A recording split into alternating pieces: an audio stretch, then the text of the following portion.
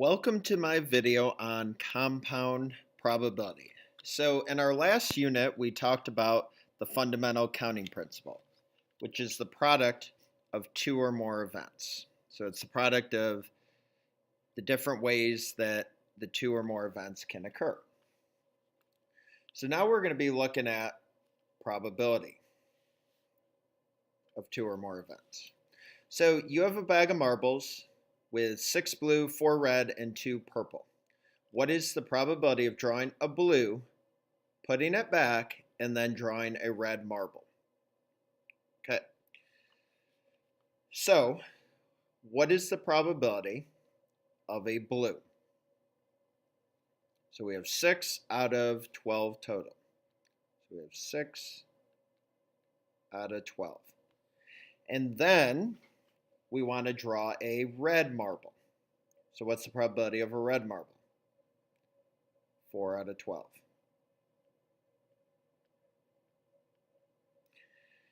Okay. And we can multiply the numerator and the denominator, or we can cross simplify. So remember, you look diagonally and see if there's a number that goes into both evenly. So what number goes into 6 and 12 evenly? 6. So 6 divided by 6 is 1. 12 divided by 6 is 2. And what number goes into 4 and 12 evenly? 4. So 4 divided by 4 is 1. And 12 divided by 4 is 3. So this makes it much easier. 1 times 1 is 1. And 3 times 2 is 6. So the probability of drawing a blue, putting it back, and then drawing a red is 1/6. Now let's look at how this is related to the fundamental counting principle. So in the fundamental counting principle, if we were figuring out how many different outcomes there were, we would take into account that we're doing 2 marbles, so we'd have 2 blanks. And since there's 12 marbles, we would have 12 in both blanks. And 12 times 12 is 144, which is the bottom. And then the top is made up of the same idea. Okay, we have 6 blue and 4 red, and 6 times 4 is 24. So I could have had 24 over 144 and simplified that way, but cross-simplifying makes it much easier. Okay, so the fundamental counting principle and compound probability. So the formula is the number, and I'll use the hashtag symbol, number of ways to get blue then red. So this is how we just did that problem. Number of ways to get blue then red divided by the number of ways to draw 2 marbles. Oops.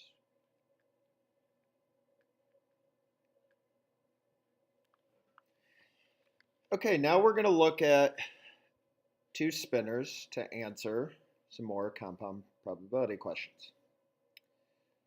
So let's look here.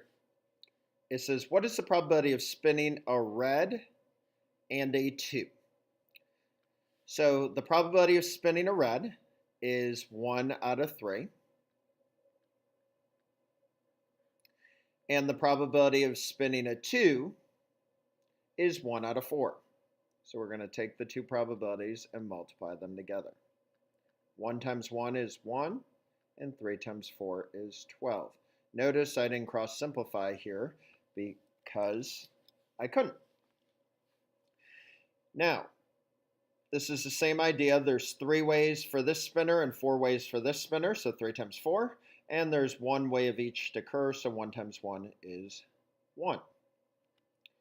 Okay, number 2. What is the probability of spinning blue and an odd number? So 1 out of 3 for the blue. And odd number, I notice there's 1 and 3, so that's 2 out of 4. I cannot cross simplify here, so 1 times 2 is 2, and 3 times 4 is 12. I can simplify this by dividing top and bottom by 2. And 2 divided by 2 is 1, and 12 divided by 2 is 6. So the probability is 1/6. Example number 3, what is the probability of spinning red or green? Now look at that, red or green. So remember, or means combine them together. So red or green is 2 out of 3. And that and tells me to multiply. So probability of 3 is 1 out of 4. I cannot cross simplify here. 2 times 1 is 2. 3 times 4 is 12. And once again, I'm in the same situation. So we're going to simplify it the same way as we did the last problem. And we get 1/6 once again. Okay, so the definition of a compound event is finding the probability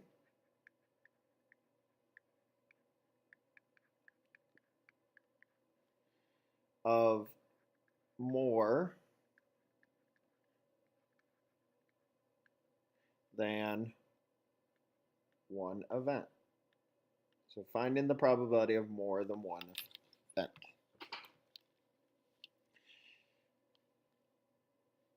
Okay, so to find the probability of a compound event, we have to follow these steps. So let me scroll down here. So first we have to find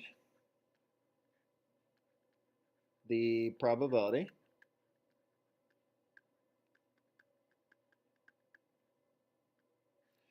of the first event,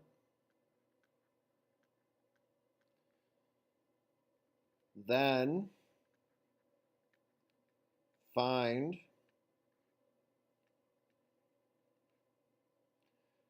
the probability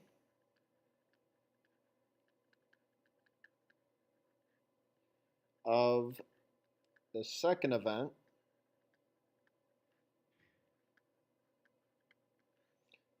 knowing that the first one happened.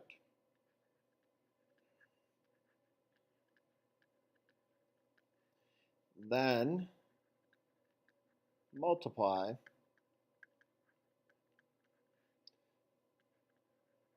the two probabilities.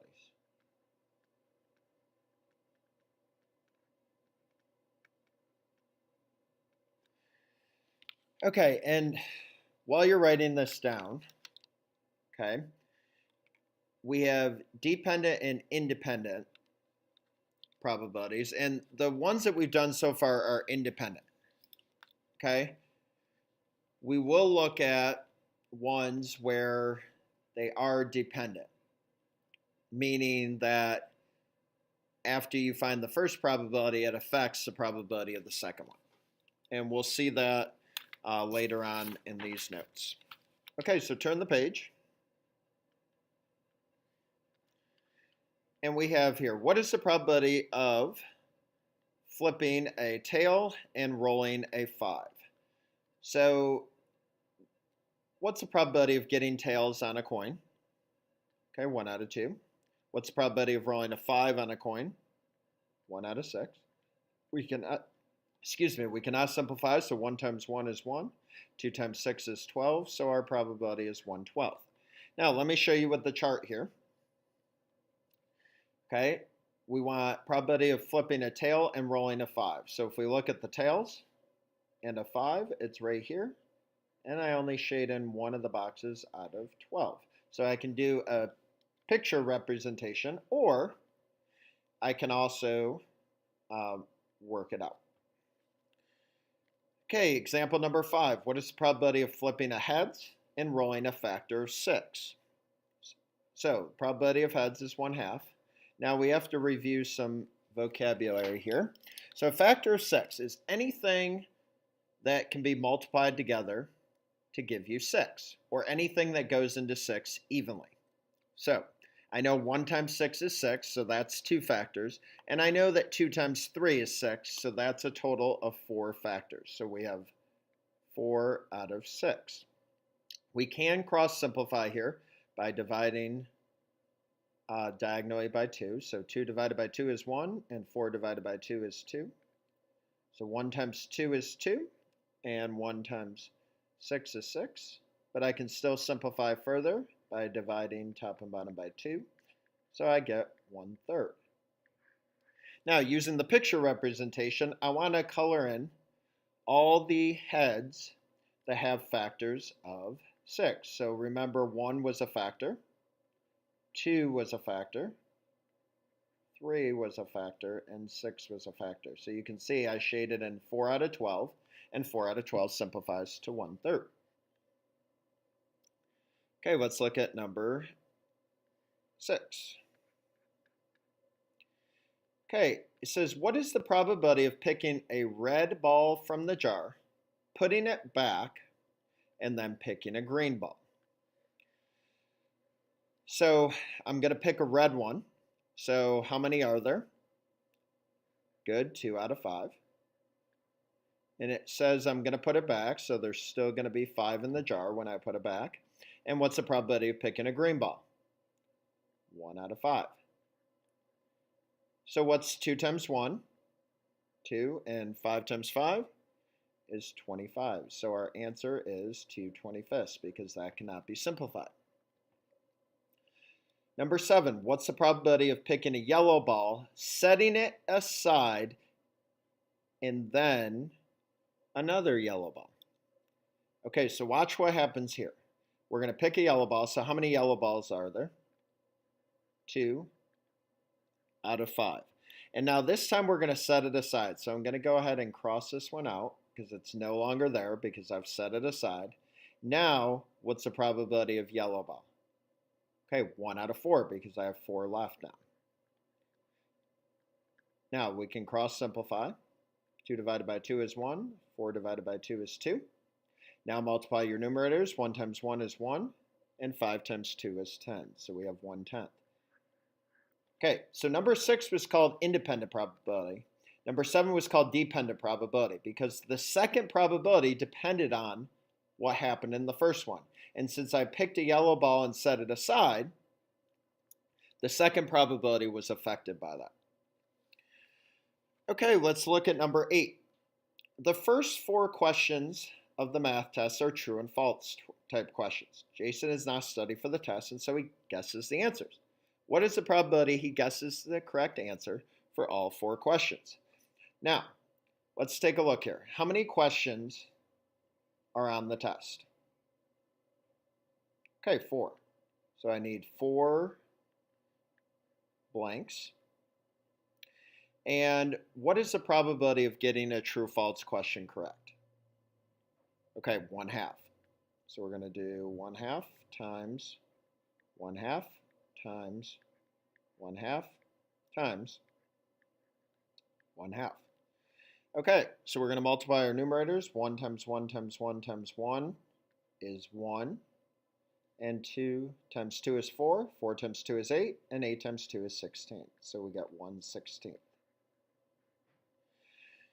Okay, so you can see the probability of guessing them all correct are not very high. So it's best that you just study for the test rather than just having to guess. Okay, let's take a look at number 9. Suppose you have 3 quarters and 5 dimes in your pocket. You take 1 coin and then put it back. Then you take out another coin. What is the probability you take out a dime and then a quarter? So, how many dimes are there? 5. How many total coins are there? 8, because 5 plus 3 is 8. Now, we're going to take out a dime, and then we're going to put it back in, so there's still going to be 8 coins. And then I'm going to pick a quarter. So the quarters are 3 out of 8. Okay, again, this is called independent probability. And 5 times 3 is 15, and 8 times 8 is 64. So I have 15 64s. Okay, move on to the last page here. And we have example number 10.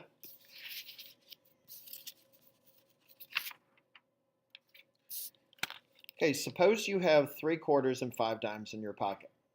You take one coin and do not put it back. Then you take out another coin.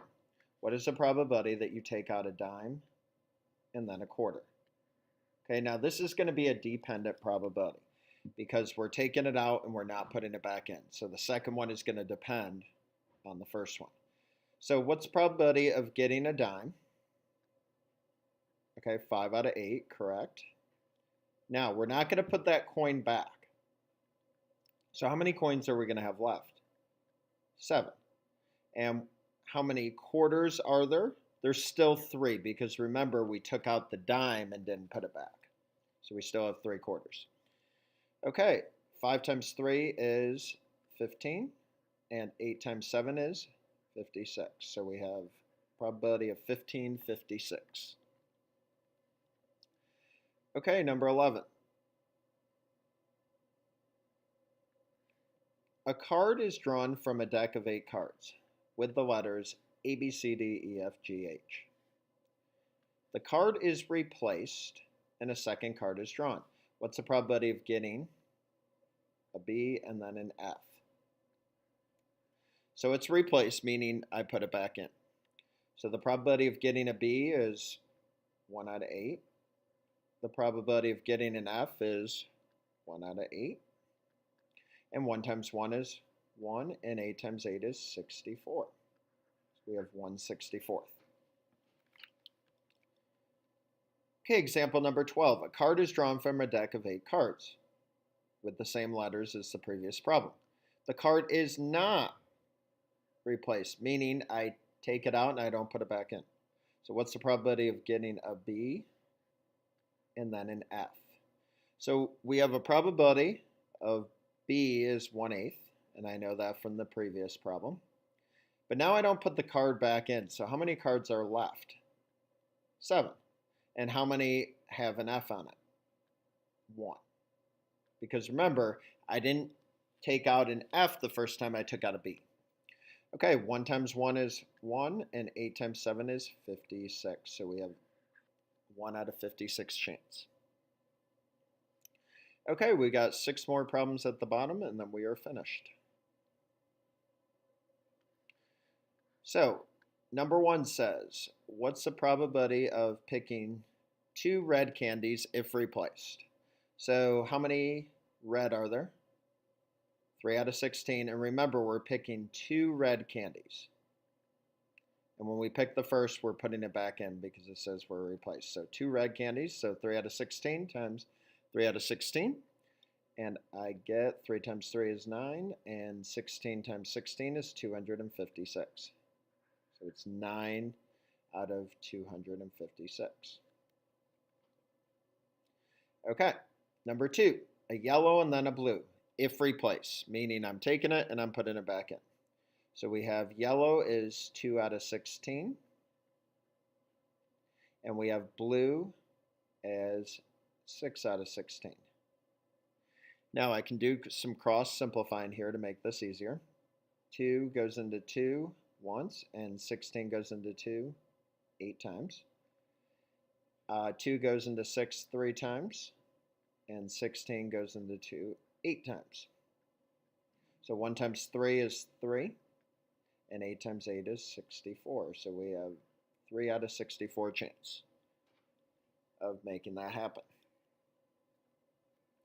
Okay, number 3, 2 greens and then a red. So what's the probability of green? 5 out of 16. And remember, we're picking 2 greens, so 5 out of 16 times 5 out of 16. And then we're picking a red, so 3 out of 16. And notice, because we replace them, there's still going to be 16 in each probability. Okay, 5 times 5 times 3 is 75. And 16 times 16 times 16 is 4,096. So we have a 75 and 4,096 chance of making that happen. Okay, moving right along to number 4. We're picking 2 blue candies, and we're not replacing it after we pick out the first one. So the probability of blue is 6 out of 16. But if we don't put it back in, That means there's 15 left. And remember, we took out a blue. So the next time we try to pick out a blue, we only have 5 chances out of 15. Okay, we can do some cross simplifying here. We can divide diagonally by 3. 6 divided by 3 is 2, and 15 divided by 3 is 5. 2 times 5 is 10, and 16 times 5 is 80. And we can divide top and bottom by 10 because they both end in a 0. So 10 divided by 10 is 1, and 80 divided by 10 is 8. So we have a 1 out of 8 chance of making this happen. Okay, number 5, a red and then a green. So we start out with 3 out of 16. But remember, we're not replacing that red. So now we have 15 left. And how many green are still in there?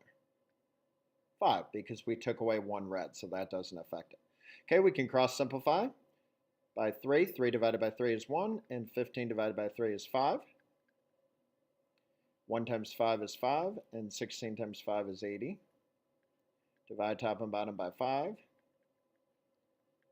5 divided by 5 is 1, and 80 divided by 5 is 16. So we have a 1 out of 16 chance. Okay, and the last one, we have 3 greens and we're not replacing them. So when we start out, we have a 5 out of 16 chance of getting a green. But if we don't put that green back in, we now have 15 candies, and we have 1 less green because we took it out. So now we have 4 out of 15. And when we pick that last green, we have 1 less candy, and we have 1 less green. So now we have 3 out of 14. Okay, 5 times 4 times 3 is 60. 16 times 15 times 14 is 3,360. Oh, there's the tone, so I got to hurry up and finish this. We're going to divide top and bottom by 60. And the final answer is 1 out of 56. Remember, when you're simplifying, always see if that top number can go into the bottom number evenly, because that will make simplification a lot easier. Okay, that concludes our notes on compound probability. I hope you have a great day.